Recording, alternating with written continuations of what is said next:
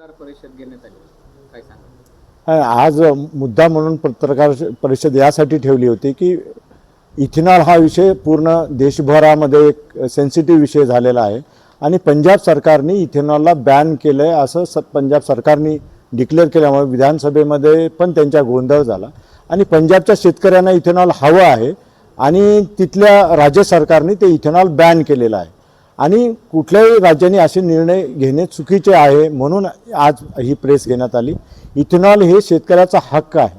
शेतीतून निघणाऱ्या पदार्थावर प्रक्रिया होऊन इथेनॉल बनतं, त्याच्यामुळे शेतीमालाचे भाव वाढण्याची शक्यता सगळ्यात जास्त इथेनॉलमुळे आहे आणि म्हणून इथेनॉलला जर बॅन केलं तर शेतकऱ्याचं भवितव्य धोक्यात घालणं हे आहे।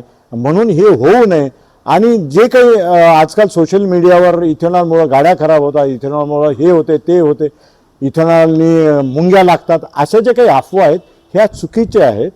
इथेनॉल हे अल्कोहोलचं पुढचं प्रमाण आहे, प्युअर प्रमाण आहे आणि त्याला मुंग्या लागण्याचा तर विषयच नाही। राहिला प्रश्न इफिशियन्सीचा, इफिशियन्सी 1-2% कमी जरी होत असेल तर भविष्यामध्ये पेट्रोलचं जर शॉर्टेज झालं तर पेट्रोलचे भाव आकाशाला टेकतील, त्यावेळी इथेनॉलच आपणाला वाचवू शकते सर्वसाधारण मिडल क्लासच्या वाहन चालकाला किंवा वाहन धारकाला। आणि म्हणून इथेनॉलला विरोध करणं म्हणजे भारतीय शेतकऱ्याला विरोध करणं आहे, शेतीमालाला विरोध करणं आहे।